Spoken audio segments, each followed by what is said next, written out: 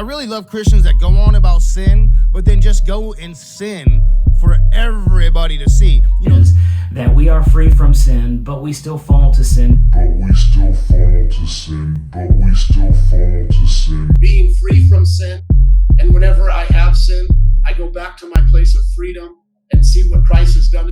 Being free from sin, yes, I have sinned since being a Christian. Is that we are free from sin, but we still fall to sin. I'm at the point in my life, I don't argue Christ with anybody. Listen, I want to be part of your journey, and I want to love you, and I want to tell you about the Lord. Now watch, he says here, you shall know the truth, and the truth shall make you free. He's going to tell you free from what right here? Jesus answered them, verily, verily, I say unto you, whosoever committeth sin is the servant of sin. Whosoever committeth sin is the servant of sin. If you knew the truth, you would be made free. But we still fall to sin. But he wasn't allowed to speak.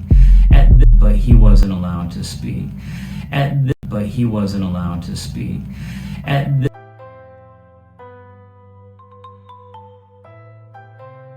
Here's how the wedding goes.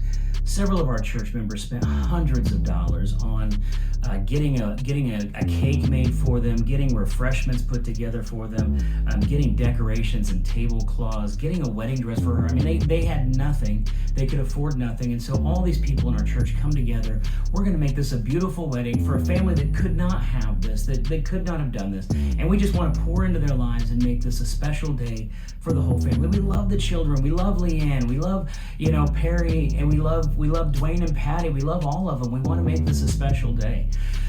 But Perry goes up to a couple of my church and says, you know what?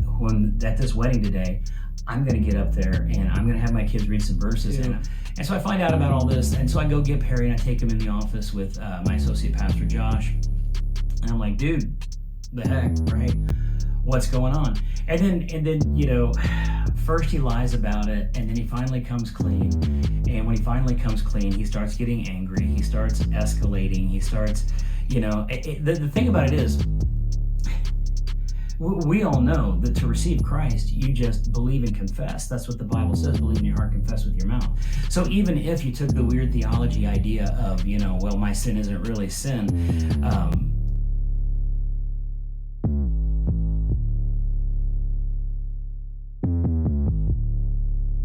I tell him this. I'm like, listen, I'll still do your ceremony, but you're not going to be allowed to talk. Like, if you'll just come up there and I'll give you the vows and you recite the vows, I'll still do it because I've given him my word, and I don't break that easy, right? Because I told him, because he'd asked me the night before, So anyway, I did not want to break my word. I did not want to do that. So I told him I would still perform the ceremony, but he wasn't allowed to speak. But you're not going to be allowed to talk. But he wasn't allowed to speak. But you're not going to be allowed to talk. But he wasn't allowed to speak. But you're not going to be allowed to talk. But he wasn't allowed to speak. But you're not going to be allowed to talk.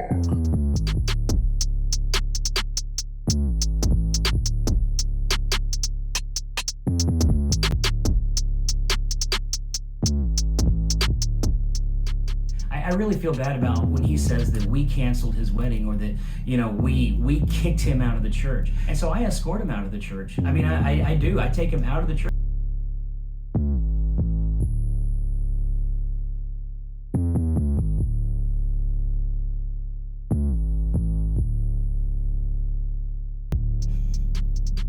Some people you will find are transmitters. They're not. They only speak. They never receive. There's never a quiet point. It's always, just throwing words at you. But you're not going to be allowed to talk. But he wasn't allowed to speak. But you're not going to be allowed to talk. But he wasn't allowed to speak. But you're not going to be allowed to talk. But he wasn't allowed to speak. But you're not going to be allowed to talk. But he wasn't allowed to speak.